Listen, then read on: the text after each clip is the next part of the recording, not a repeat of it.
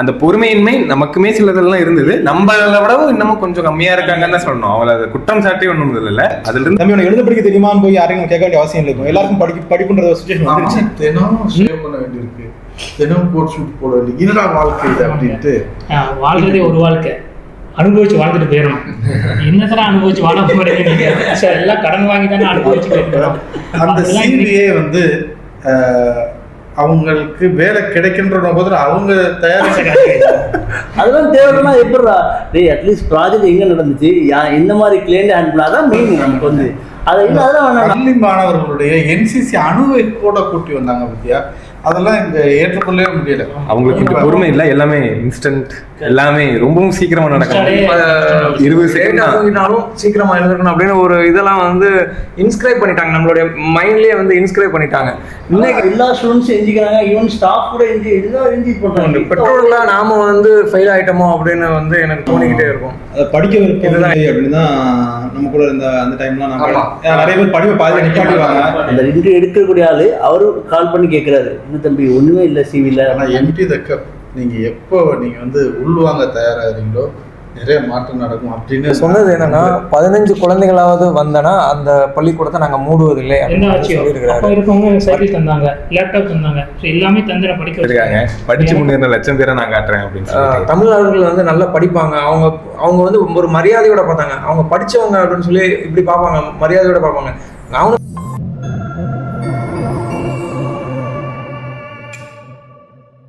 நம்ம மாமாவாக இருக்கட்டும் அப்பாவாக இருக்கட்டும் என்ன நினைப்பாங்கன்னா, நம்ம படிச்சிருந்தா இன்னைக்கு இவ்வளோ இந்த சம்பளம் வாங்கிக்கலாம், இந்த வேலைக்கு போய்க்கலாம் இருப்பாங்க.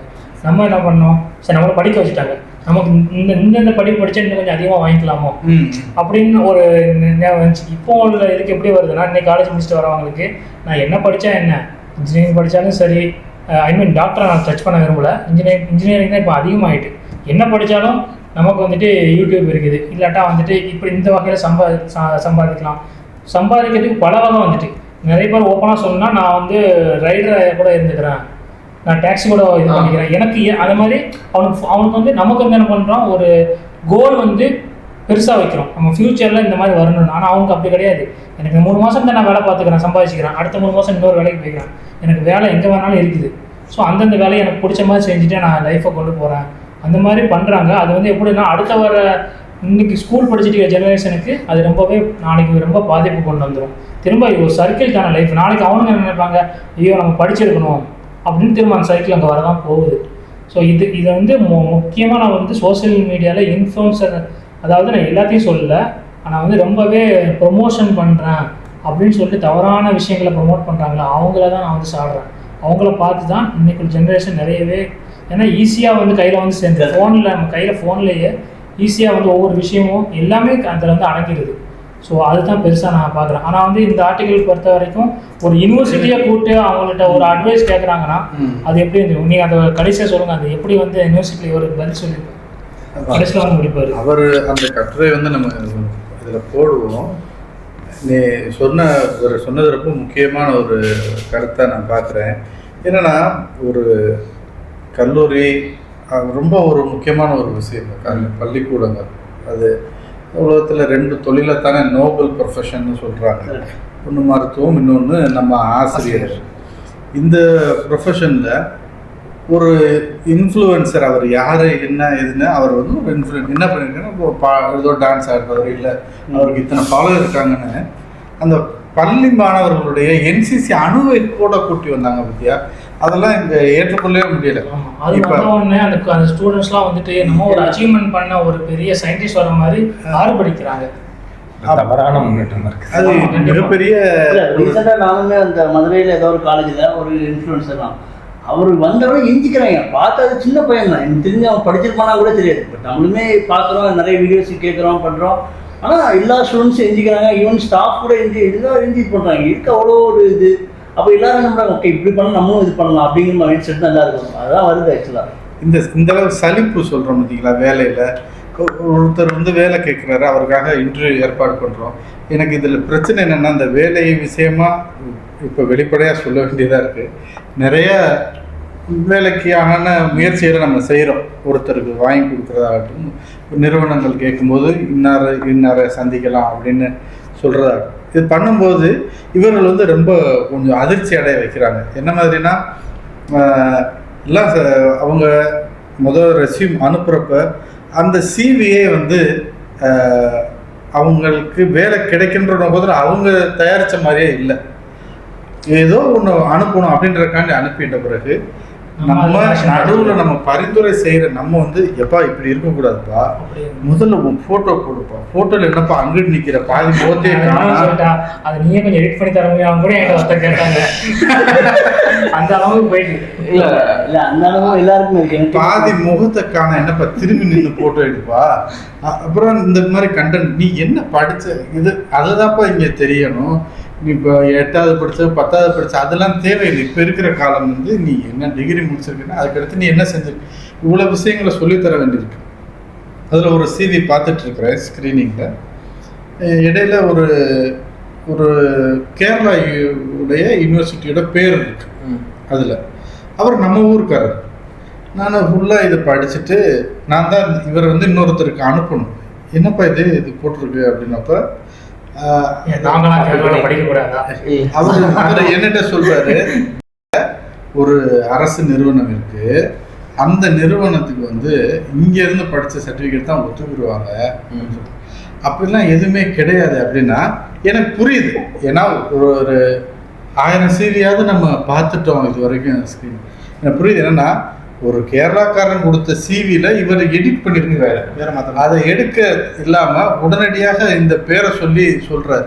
அப்போ இது தவறு அப்படின்னு சொல்லிட்டு இதெல்லாம் பண்ணுறப்ப இன்னொருத்தர் வந்து இன்னொரு பையனுக்கு வேலைக்கு செய்யும்போது அவர் சொல்கிறாரு, எனக்கு வந்து எல்லாம் சரி, வேலை கொஞ்சம் கஷ்டம் இல்லாமல் பார்த்துக்கோங்க. அந்த கஷ்டம் இல்லாமல்னா இல்லை, இந்த 7-8 மணி நேரத்துக்கு மேலே வேணாம், வீக்கெண்டு கண்டிப்பாக வேணும் அப்படின்றார். வேலையே இன்னும் கிடைக்கல.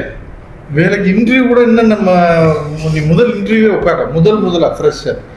அதுக்கு முன்னாடி உங்களுக்கு இதை மண்டைக்குள்ளே இது யார் திணிச்சா, இதெல்லாம் உங்களுக்கு தேவை அப்படின்றது பெரிய ஒரு கேள்வியாக இருக்குது. அதுதான் நான் இந்த கட்டுரையை படித்து முடிக்கும்போது இது எப்படி மாறிச்சு அப்படின்னப்போ பின்னாடி போய் பார்த்தோம்னா ஜிப்சின்னு ஒரு இனம் ஒரு இது உருவாச்சு மனித வரலாறு. ஜிப்சி உருவானா யார் அவங்க அப்படின்னா நம்மள மாதிரி இருந்தவங்க தான். டெய்லி வேலைக்கு போயிட்டு க்ளீன் ஷேவ் பண்ணிட்டு போயிட்டு வேலைக்கு போயிட்டு வந்தாங்க. ஒரு நாள் திடீர்னு ஒரு முடிவு இருக்கு, என்ன தினம் ஷேவ் பண்ண வேண்டியிருக்கு, தினம் கோட் ஷூட் போட வேண்டிய என்னடா வாழ்க்கை இது அப்படின்ட்டு தூக்கி போட்டுட்டு நம்ம ஊராக போவோம், சுற்றுவோம், பூண்டாட்டி பிள்ளைகளை கூப்பிட்டு நடையாக நடந்து கிளம்பிட்டாங்க. ஷேவ் பண்ண வேணாம், பல்லு விளக்க வேணாம், உடையை பற்றிய கவனம் வேண்டாம், அப்படி போனாங்க. இது வந்து ஒரு சுதந்திரமான வாழ்க்கை அப்படின்னு முதல்ல பார்க்கும்போது என்னடா வேலை, ஒன்றும் தேவையில்லை, நம்ம சந்தோஷமா இருப்போம், இன்னைக்கு போவோம், நம்ம அங்கே ஏதோ சாப்பிட்றோம், நடப்போம், அடுத்த ஊரை பார்ப்போம், இயற்கையை பார்ப்போம், மலையை பார்ப்போம்னா அது முதல்ல கேட்கும்போது ரொம்ப அருமையாக இருக்கே அப்படின்னு தோணும். ஆனால் இந்த வாழ்க்கையில் எந்த ஒரு நெறியுமே இல்லை, எந்த ஒரு அறமும் இல்லை, ஒரு முறையே இல்லை அப்படின்றது கொஞ்சம் கொஞ்சமாக புரிய வருது. அது எப்படின்னா இந்த மாதிரி கூட்டம் நிறைய கூடுது. இந்த கூட்டம் கூடி ஒரு ஒன்று கூடல் மாதிரி அவங்க நடத்தினது உலகமே அதிர்ந்தது. அன்னைக்கு எழுப்பப்பட்ட இசையுடைய சத்தமும் அங்கே பயன்படுத்தப்பட்ட போதைப் பொருட்கள், அதிகமான போதையை உட்கொள்ள ஆரம்பிச்சிட்டாங்க. இவங்க உலகத்துக்கே ஜிப்சின்னு சொல்கிறப்போ ஒரு கடுப்பு இந்தியா மேலே உண்டு. இதில் ஒரு பகுதியினர் வந்து இமயமலைக்கு வந்துட்டான். அங்கே இந்த மாதிரி விஷயங்களில் அவங்க வந்து இருந்தனால இந்தியாவில் தான் நிறைய பேர் ஜிப்சி திடீரான் அப்படின்றப்ப ஒரே உலகம் பூரா அந்த ஜிப்சி கலாச்சாரம் அந்த மாதிரி ஒரு முடி வளர்க்குறதுனா ஒழுங்குபடுத்தலைன்னா அது ஒரு இதாக தானே இருக்கும். மொழி இப்படி இருந்தது. அப்போ ஒரு கட்டத்தில் திடீர்னு காணா போயிட்டாங்க. அந்த இதே இல்லாமல் ஜிப்சின்ற எங்கடா அவங்க எல்லாம் காணா போயிட்டாங்க. வெளியே முடிச்சிருக்கிறாரு. எங்கே இருக்கிறாங்க அவங்கன்னா அவங்க இன்னமும் இருக்கிறாங்க, எல்லா மனசருக்குள்ளேயும் இருக்கிறாங்க. அப்போ வருவாங்க. மதன் சொன்னாங்க இல்லையா, அவருடைய புக்ல வந்து கடைசி அவங்க முடிச்சிருப்பாரு. அப்போ நான் அந்த மாதிரி தான் இதை இப்போ இருக்கிற சூழ்நிலையை பார்க்குறேன். இவங்க சொல்ற கட்டுப்பாடுகளுக்கு நாங்கள் உள்ள வரமாட்டோம்னு சொல்றப்ப இப்படித்தான் இவங்க வரப்போறாங்களோ, இப்போ அந்த ஜிப்சி பூரா வேற ரூபத்தில் வெளியில வர்றானோ அப்படின்னு தோணுது எனக்கு. ரொம்ப நேரம் பேசலாம். நம்ம ஷார்ட்டா வந்து லாஸ்டா ஒரு கேள்வியோட முடிச்சிருவோம். இந்த ஆர்டிகல் பத்தி அப்படி கண்டினியூ பண்ணி அதை சொல்லுங்க. இந்த ஆர்டிகல் பத்தி எல்லாருமே வாசிச்சிட்டோம். இதில் உங்களோட ஃபைனல் வெர்டிக்ட் மாதிரி ஒரு ஃபைனல் சம்மரி இதனால தான். இல்லை இப்போ பாலாஜி சொன்ன மாதிரி இப்போ எனக்கு இந்த மாதிரி இப்போ நம்ம நிறைய ஜாப் தேடி வராங்க. ஈவன் நிறைய பேர் இப்போ வேலையிலேருந்து வேறு வேலைக்கு மாறுறதுக்கும் அது மாதிரி இப்போ நமக்கு சிவி நிறைய வருது. நம்ம வந்து ஒரு நாளைக்கு ஒரு 10 சிவி வந்தால் 10 சிவி நம்ம ஃபார்வர்ட் பண்ண முடியாது. நம்ம அதை நம்ம ரிவ்யூ பண்ணிவிட்டு நமக்கு ஓகே நமக்கு இதை ஃபார்வர்ட் பண்ணுறோம். இப்போ அது சொன்ன மாதிரி இப்போ ரீசெண்டாக எனக்கும் அது மாதிரி ஒரு எடுத்துக்காட்டு வந்துச்சு. எப்படின்னா சிவி அனுப்பியிருக்காப்புல எக்ஸ்பீரியன்ஸை பற்றி எதுவுமே டீட்டெயிலாக போடல. இப்போ எக்ஸ்பீரியன்ஸு 5-10 வருஷம் இருக்குது. அப்போ நான் சொல்கிறேன் ஓகே அப்போ 5-10 வருஷம் எக்ஸ்பீரியன்ஸ் இருக்கும்போது நம்ம ஒரு நல்ல எக்ஸ்பீரியன்ஸ் அப்போ ஃபார்வர்ட் பண்ணும்போது நம்ம கேட்கணும் இதெல்லாம் நீ பண்ணியிருக்க அதில் கொஞ்சம் டீட்டெயிலாக போடு அப்படின்னா இல்லை அதெல்லாம் தேவையில்லைன்னு அப்படின்னா அதெல்லாம் தேவையில்லைன்னா எப்படிடா டேய் அட்லீஸ்ட் ப்ராஜெக்ட் எங்கே நடந்துச்சு எந்த மாதிரி கிளைண்ட் ஹேண்ட் பண்ணால் அதான் மெயின் நமக்கு வந்து அதை இல்லை அதெல்லாம் வேணாம் அதான் நான் நேம் இருக்கணும் நேம் வச்சு எப்படா போய் பண்ணுறேன் எந்த மாதிரி கிளைண்ட் ஹேண்டில் பண்ணியிருக்கேன் எந்த மாதிரி இது பண்ணியிருக்கேன் அது எதுவுமே வேணாம் அப்படிங்கிறாங்க. ஏன்னா அவங்களுக்கு இப்போ என்னன்னா ஷார்ட் அண்ட் ஸ்வீட்டாக முடிக்கணும்னு பார்க்குறாங்க. ஷார்ட் அண்ட் ஸ்வீட்டாக முடிக்கலாம் ஓகே அதுக்கு நீங்கள் வந்து 3 பேஜ் இருக்கிறது ஒரு பேஜாக இருக்குன்னா எப்படி பண்ண முடியும்? ஓரளவு ரொம்ப டீட்டெயில் இல்லாமல் இப்போ அந்த மாதிரி ஒரு ஃபார்வர்ட் பண்ண ரீசெண்டாக அவர் ரிசீவ் ஃபார்வர்ட் பண்ண அந்த இன்டர்வியூ எடுக்கக்கூடிய ஆள் அவரு கால் பண்ணி கேட்குறாரு இன்னும் தம்பி ஒன்றுமே இல்லை சிவியில் 5 வருஷம் எக்ஸ்பீரியன்ஸ் 10 வருஷம் எக்ஸ்பீரியன்ஸ் சொல்கிறீங்களா அவங்க ப்ராஜெக்டோட டீட்டெயில்ஸ் எதுவுமே இல்லைங்க நான் பார்த்தேன் டக்குன்னு ஃபார்வர்ட் பண்ணிட்டேன் அப்படின்னா இல்லை நீங்கள் அட்லீஸ்ட் பார்த்து ஃபார்வர்ட் பண்ணுங்க முன்னாடி கொஞ்சம் ரிவ்யூ பண்ணிட்டு அனுப்புங்க அப்படின்னு. ஸோ நமக்கு அது முக்கியமாக வந்து வெள்ளரிக்கை தான் வந்து முக்கியம். வெள்ளரிக்கை வேறு ஒயிட் பேப்பர் காமிச்சா போதும் அவங்களுக்கு புரியுற டேர்ம்ஸ் இல்லையா? இந்த மாதிரி தான் கேட்குறேன். நீங்கள் வந்து இப்போ படிச்சுட்டு வராங்கல்ல அவங்களுக்கு ஃபைனலாக என்ன சொல்ல இப்போ வேலைக்கு வராங்கன்னு சரி புதுசாக வேலைக்கு வரவங்க ஜஸ்ட் அவங்க வந்து என்ன மைண்ட் செட்டில் வராங்கன்னு எல்லாரும் பேசிட்டோம். நீங்கள் வந்து இந்த மாதிரி விஷயத்தில் இப்படி வராதிங்க இதை கொஞ்சம் திருத்திங்கன்னு என்ன சொல்லுவீங்க லாஸ்ட்டாக ஒரு வார்த்தை சொல்லி? எல்லாருக்கும் இப்போ நம்ம எல்லாருமே கஷ்டப்பட்டு தான் வந்திருக்கோம். அதுக்குன்னு எல்லாருக்கும் ஈஸியாகவும் வேலை கிடைக்கல. இவங்க ஈஸியாக வேலை கிடைச்ச கூட வேலையில் ஏதாவது சில அப்ஸ் அண்ட் டவுன்ஸ் இருக்கும். மேபி வேலை கற்றுக்கிறது இருக்கணும் அப்புறம் வந்து அமையிற மேலாளர் இருக்கலாம் நிறைய பிரச்சனைகள் இருக்கும். எல்லாருமே எல்லா விஷயத்தையும் நம்ம சொல்ல முடியாது. ஓகே எப்படி போயிட்டு இருக்கு நல்லா இருக்குது அவ்வளோதான் அப்படி தான் நம்ம சொல்ல முடியும். ஸோ அதை வந்து நம்ம அடுத்த தலைமுறைக்கு எப்படி சொல்லணும்னா ஃபஸ்ட்டு ஸ்டார்டிங்கில் ஈஸியாக கிடச்சிடாது. ஈஸியாக கிடச்சிச்சுன்னா ஓகே கடவுள் கொடுக்குறது. ஆனால் நம்ம முதல்ல வந்து கஷ்டப்படணும் நமக்கு அதுக்கான முயற்சி எடுக்கணும். ஃபஸ்ட்டு ஸ்டெப் வந்து நம்ம நிறைய பழக்கங்கள் வைக்கணும் நிறைய கேட்கணும் நிறைய படிக்கணும். படித்ததுக்கப்புறம் உடனே நம்ம வந்து ஃப்ரெஷ்ஷாக நீ சொன்ன கரெக்ட் முதல்ல கேட்கணும் லிசன் நமக்கு லிசன் பண்ணுறதே கிடையாது. நம்ம வந்து முதல்ல வந்து லிசன் பண்ணணும். நம்ம நிறைய பேருக்கு நீங்கள் பேசும்போது அவங்களுக்கு நிறைய நாலேஜ் இருக்கும். அதை நீங்கள் நல்லதை எடுத்துக்கங்க கெட்டதை வச்சுங்க பிரச்சனை இல்லை. அதை முதல்ல கேட்க தான் நமக்கு தெரியும் ஓகே இது இப்படி பண்ணலாம் அவங்க இப்படி சொன்னாங்க அப்படிங்கிறத வந்து நம்ம கேட்டு 4 விஷயங்கள் பேசுறது நல்லது. இல்லை உண்மைதான் அதில் தான் இருக்கு. இப்போ வர காலத்தின் கட்டாயம் தான் நம்ம வந்த விதம் வேற. என்ன கேட்க அவங்களுக்கு விரும்புகிறேன்னா இப்படி நீங்கள் மனநிலையில இருக்காதீங்க. எந்த மனநிலை அதுதான் எனக்கு பொறுமையின்மை. அவங்களுக்கு கொஞ்சம் பொறுமை இல்லை எல்லாமே இன்ஸ்டன்ட் எல்லாமே ரொம்பவும் சீக்கிரமா நடக்கும். 20 செகண்ட் தான் அதுக்கு மேல அவங்க கவனிக்க மாட்டாங்க. 20 செகண்ட் தான் அவங்க டைமிங். அந்த பொறுமையின்மை நமக்குமே சிலதெல்லாம் இருந்தது. நம்மளை விடவும் இன்னமும் கொஞ்சம் கம்மியா இருக்காங்கன்னு தான் சொல்லணும். அவங்கள அதை குற்றம் சாட்டி ஒன்றும் இல்லை. அதுல இருந்து அவங்க எப்படி திருப்பி வராங்க சொல்ற மாதிரி கேட்கணும். ஃபர்ஸ்ட் நம்ம என்ன சொல்ல லிசன் அப்சர்வ் டாக்னு சொல்லுவாங்க. அந்த இதை நம்ம அப்ளை பண்ணிட்டோம்னாலே ரொம்பவும் நல்ல ஒரு நிலைமைக்கு நம்மளால வர முடியும். ஸோ பொறுமையின்மை வாசிப்பு குறைஞ்சி போச்சு. நம்மளுமே அந்த அளவுக்கு இன்னும் போல இந்த மாதிரி ஒரு இதை ரொம்ப நாளா நான் தேடிக்கிட்டு இருந்தேன். எனக்கு ரொம்ப ஒரு 5-6 மாசமாவே நான் ஒரு பெரிய ஒரு சுச்சுவேஷன்ல இருந்து வெளியே வந்தது இன்னைக்கு ரொம்ப மகிழ்ச்சியா இருக்கு. உங்களை எல்லாரையும் பார்த்து இந்த உரையாடல் ஒரு கலந்துரையாடலே இல்லை. எல்லாமே டிஜிட்டல் மயமானது ஒரு பக்கம் நல்லது இருந்தாலும் அதனாலதான் நம்ம இன்னைக்கு மீட் பண்ணோம். அது வேற அதோட நன்மை அதோட தீமையும் அதுக்குள்ளேயே தான் இருக்கு. எல்லாமே உள்ளேயே பார்த்துக்கலாம் எல்லாமே இப்போ வாய்ச்சிக்கலாம்னாலும் ஒரு புத்தகத்தை வாய்க்கிற அந்த ஒரு அனுபவம் கிண்டல்லையோ இல்லை டிஜிட்டல் மீடியத்தில் வரதுல எனக்கு வரல. அது நம்மளோட அனுபவமா இருக்கலாம். சொல்ல வர்றது என்னன்னா கொஞ்சம் பொறுமையா அதுக்கு டைம் கொடுங்க. அந்த டைமை எடுத்துக்குங்க. 10,000 ஹவர்னு சொன்ன அந்த இதாக இருக்கட்டும் அட்லீஸ்ட் அவ்வளோ தூரம் போகாட்டினாலும் 21 நாள் ஒரு ஹேபிட்னு ஒரு மெத்தட் இருக்கு. ஒரு கொஞ்சம் அந்த டைம் அதுக்கு கொடுத்து அதுக்கு கொஞ்சம் பொறுமையா நமக்கு முன்னாடி வந்தவங்க என்ன பார்த்து வந்திருக்காங்க. ஒரு 10 வருஷம் எக்ஸ்பீரியன்ஸ்ல ஒரு ஆள் புதுசா ஃப்ரெஷ்ஷாக ஒரு ஆள்கிட்ட நீங்க சொல்றது ஒரு மென்டரா நம்ம அவங்கள பார்க்கணும். ஒரு ப்ரோ வைப்லேயே அவங்க இருக்காங்க. அது தப்பு கிடையாது. சொல்லி புரிய வைக்கிறோம். ஏன்னா சில நேரத்துல வந்து ரொம்ப கார்ட்டூன் மாதிரி தான் இருக்கும். இதை சொல்லியிருந்தா எனக்கு புரிஞ்சிருக்குமே இது தெரியாம இருக்காங்க.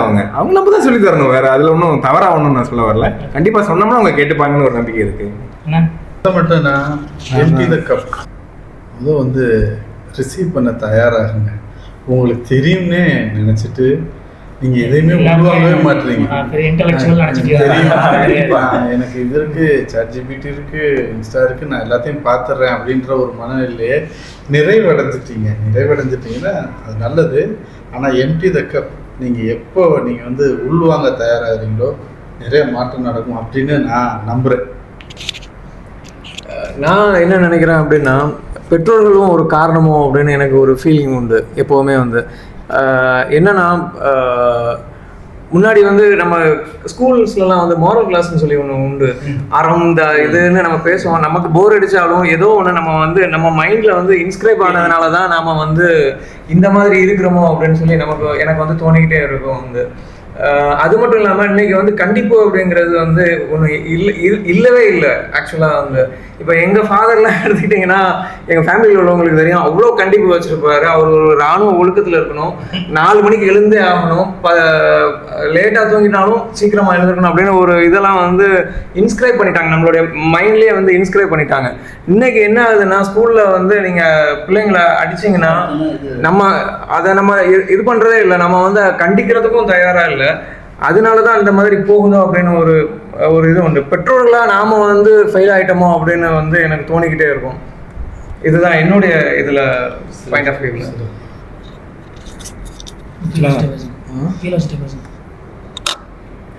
இல்லை, முன்னாடி வந்து நம்ம அதை படிக்க விருப்பம் இல்லை அப்படின்னு தான் நம்ம கூட இருந்த அந்த டைம்லாம் நிறைய பேர் படிப்பை பாதி நிப்பாட்டிடுவாங்க. அந்த இடத்துல இருந்து, அதாவது படிப்புங்கிறது வந்து ஒரு அடிப்படை தேவைங்கிறத தாண்டி அது வந்து ஒரு எல்லாருக்கும் கொண்டு வரதுக்கு ஒரு அரசாங்கமும் சரி சொசைட்டியும் சரி அவ்வளோவான புஷ் பண்ணி இப்போ நம்ம எல்லாத்துக்கும் படிப்புன்றது ஒரு தடையே இல்லை. தம்பி உனக்கு எழுத படிக்க தெரியுமான்னு போய் யாரையும் கேட்க வேண்டிய அவசியம் இல்லை. எல்லாருக்கும் படிப்புன்றது ஒரு சுச்சுவேஷன் வந்துருச்சு. இந்த நிலைமையில இருந்துட்டு அடுத்த கட்டமாக நான் வேலைக்கு போய் விருப்பம்னு சொல்லும்போது எனக்கு என்ன தோணுதுன்னா, அதுக்கு அடுத்த கட்டம் வந்து திரும்ப முதல்ல போய் அங்கே போய் நின்றுமோன்னு தோணுது. அடுத்து வரக்கூடிய, ஏன்னா அடுத்து வேலைக்கு செல்ல வழி இல்லை, அடுத்து படிக்க எனக்கு படிக்க வழி இல்லைன்னு ஆகக்கூடாது. ஆமா, திரும்பவும் அந்த அரசாங்கம் வந்து எவ்வளவோ முன்னெடுத்து 20ல இருந்து ஒரு 70 80 வந்து நிப்பாட்டு நடத்துல தான் நம்ம திரும்ப ட்ராக் பண்ணி கொண்டு போற மாதிரி ஆகக்கூடாது. அதனால இது வந்து முன்னெடுத்து தான் கொண்டு போகணுமோ. அதாவது வேலைக்கு போறது வரதுன்றது வந்து ஒரு என்ன சொல்றது, நான் பார்த்த இந்த டிஜிட்டல் மீடியாவோட எஃபெக்ட் தான் இது ஃபுல் அண்ட் ஃபுல். இப்போ ரீசெண்டாக நான் பார்த்த இந்த விஷயங்கள் தான். ஸோ இதை கொஞ்சம் குறைச்சிட்டா நல்லது.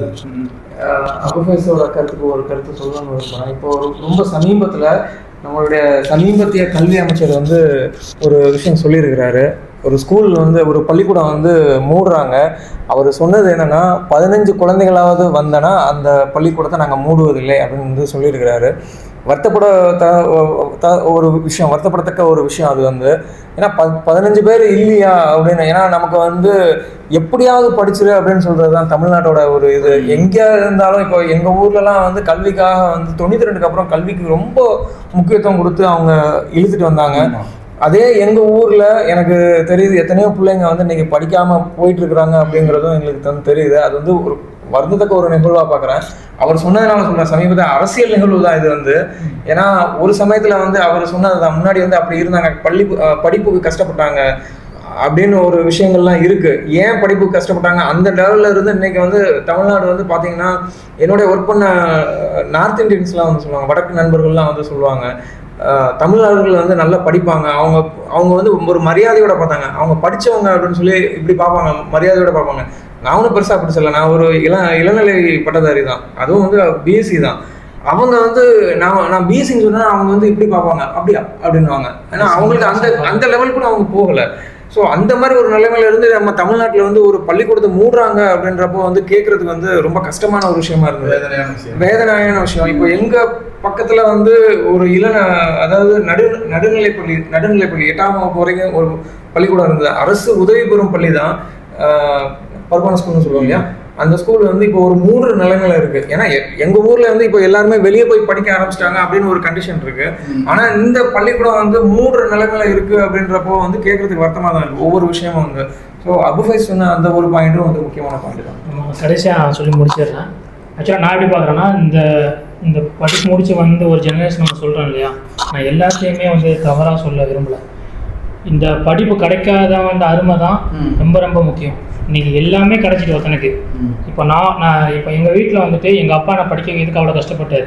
சில இடத்துல படிப்பையே அவனை விட்டுடலாம், என்னால் சம்பாதிக்க அந்த அளவு படிப்புக்காக என்னால் செலவழிக்க முடியல அப்படின்னு ஒரு காலகட்டம்லாம் வந்துச்சு. இப்போ நான் என்ன பண்ணுறேன், என் பையனுக்கு வந்து நல்ல படிப்பு கொடுக்கணும்னு சொல்லிட்டு பெரிய ஸ்கூலில் போய் நான் சேர்க்குறேன். ஸோ அப்போ வந்துட்டு என் பையனுக்கு நாளைக்கு நான் வளர்க்குறத பொறுத்து தான் இருக்குது. ஆனால் வந்து அவனுக்கு வந்து எல்லாம் கிடச்சிட்டா நாளைக்கு எல்லாமே ஈஸியாக போயிடும். ஸோ இது வந்துட்டு இன்னுமே நம்ம தமிழ்நாட்டை போய் சொல்கிறீங்க படிப்பில் அவ்வளோ தூரம் உயர்ந்துட்டோன்னு. இன்றைக்கி வந்து எல்லா இடமும் படிப்பு போய் சேர்ந்தனால நிறைய பேர் வந்துட்டாங்க. இருந்தாலுமே தமிழ்நாட்டில் சில கிராமங்கள் இன்னுமே வந்துட்டு அந்த படிப்பே கிடைக்காம இருக்கிறாங்களா, அவங்ககிட்ட போய் கேளுங்க படிப்போட அருமை என்னென்னா ஃபுல்லாக சொல்லுவாங்க. நம்ம பேசுகிறத விட அவங்க அதிகமாக பேசுவாங்க. நான் கூட நினைப்பேன், என்னடா படங்களை சும்மா வந்துட்டு இந்த கிராமத்துலேருந்து நடந்து அங்கே வரைக்கும் போனேன், கொஞ்சம் பேர் கதை எடுத்தால் நாங்களாம் எவ்வளோ தூரம் போனோம் தெரியுமா அப்படி சொல்லும்போது நான் யோசிப்பேன். பட் நான் படித்த ஸ்கூல் வந்து 2 தெரு தள்ளி தான் இருக்கும். நான் சைக்கிளில் போயிடுவேன். எனக்கு வந்துட்டு அப்போ இருந்த ஆட்சியில் வந்துட்டு இருந்த திராவிட ஆட்சியோ எந்த ஆட்சியோ அப்போ இருக்கவங்க எனக்கு சைக்கிள் தந்தாங்க, லேப்டாப் தந்தாங்க. ஸோ எல்லாமே தந்து நான் படிக்க வச்சுட்டாங்க. ஸோ எனக்கு வந்துட்டு ஈஸியாக இருந்துச்சு படிப்பு. இப்போ இன்னுமே ஈஸியாக தான் இருக்குது. ஆனால் சிலவங்களுக்கு வந்து அது கிடைக்கல. ஸோ இப்போ வந்துட்டு நீங்கள் சொல்கிற மாதிரி இந்த ஆர்டிக்கல் கூட அந்த பசங்க 2 பேர் அமெரிக்காலேருந்து பேசுகிறாங்கன்னா எல்லாம் கிடைச்சவங்க தான் அப்படி சொல்கிறாங்க. ஏன்னா அவங்க எல்லாமே சின்ன வயசுலேயே கிடச்சிருது. நம்ம ஒரு கிட்டத்தட்ட ஒரு சில வயசுக்கு அப்புறம் தான் நம்ம ஒரு பெரிய அச்சீவ்மெண்ட்டே நமக்கு கிடைக்குது. நம்ம சின்ன வயசில் வந்துட்டு அப்பா கிட்ட இது வாங்கி கேட்போம், அவரால் முடியவே முடியாது. அதையே சேர்த்து வச்சு தான் நமக்கு வாங்கி தருவார், அதுவும் சேவிங்ஸில் இருந்து.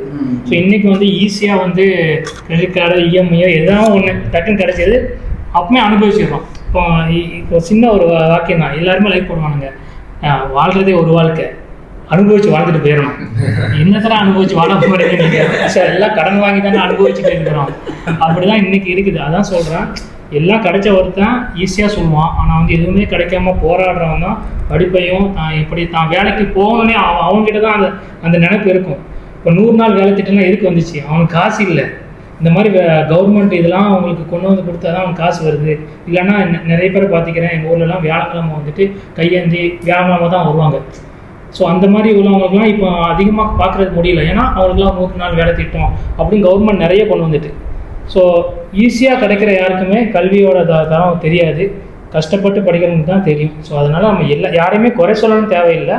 பட் சொல்ல வர விஷயம் என்னதுன்னா, படிப்பு தான் ரொம்ப ரொம்ப முக்கியம். நீங்கள் வேலைக்கு போனால் தான் உங்களுக்கு சாப்பாடு. ஏன்னா இந்த ஜெனரேஷனில் ஆணோ பெண்ணோ எல்லாருமே வேலைக்கு போக ஆரம்பிச்சிட்டாங்க. ஸோ அதனால் நீ வேலைக்கு போனால் தான் உனக்கு நாளைக்கு வந்து உனக்கு ஒரு மனைவி வந்தால் கூட அவள் சம்பாதிக்கும் போது நீ சம்பாதிக்கலன்னா உனக்கு உன்னோடதே நீ பார்த்துக்க முடியாது. ஸோ இதுதான் கண்டிப்பாக. இல்லை, படிக்காமல் முன்னேறின 100 பேரை காட்டுன்னு சொல்லி சொன்னாங்க. இன்னைக்கு நம்ம தலைவர்கள் சிலர் ஒருத்தர் சொல்லியிருக்காங்க, படிச்சு முன்னேறின 1,00,000 பேரை நான் காட்டுறேன் அப்படின்னு சொல்லிட்டு. அதனால படிக்காம முன்னேறது அவங்களோட எஃபெக்ட், அவங்ககிட்ட இருந்த டேலண்ட். இதுல படிக்காமையே அவரால் பண்ண முடிஞ்ச புத்தக கல்வி மட்டும் இல்ல, கண்டிப்பா கிடையாது, அனுபவ கல்வி. இந்த இதுல சொன்ன மாதிரியே மிஸ்ஸியா இருக்கட்டும், அந்த பிடிஎஸ் குரூப்பா இருக்கட்டும், எல்லாருமே அவங்களோட இதுல வந்து உழைப்ப போட்டு தான் வந்துக்கிறாங்க. ஃபார் எக்ஸாம்பிள் சொன்னா, நம்ம தம்பி இளையராஜாவோட மாணவன், அவனே எவ்வளோ உழைப்பு அதில் போட்டு வந்து இன்னைக்கு வந்து ஒரு இடத்துக்கு வந்தீங்கன்னா கடினமான உழைப்பு, ஒவ்வொரு விஷயத்தையும் அவன் வந்து அவ்வளோ அர்ப்பணிச்சு படிச்சுக்கிறான். ஸோ ஈஸியாக வந்து நம்ம ஃபேமஸாக தெரிகிற ஒருத்தவங்க வந்து நமக்கு ஈஸியாக நம்ம தெரிஞ்சிடக்கூடாது. அவங்க பின்னாடி லைஃப்பை படித்தாதான் அவங்க எவ்வளோ கஷ்டப்பட்டுக்கிறாங்கன்னு நம்பணும். ஏன்னா அந்த மாதிரி போகணும்னு ஆசைப்படுறவங்களுக்கு இந்த எல்லாத்துக்கும் இந்த சிறப்பு. ரொம்ப நன்றி. ரொம்ப நேரம் பேசிட்டோம், வீடியோ ரெக்கார்ட் ஆகிடுச்சுமா?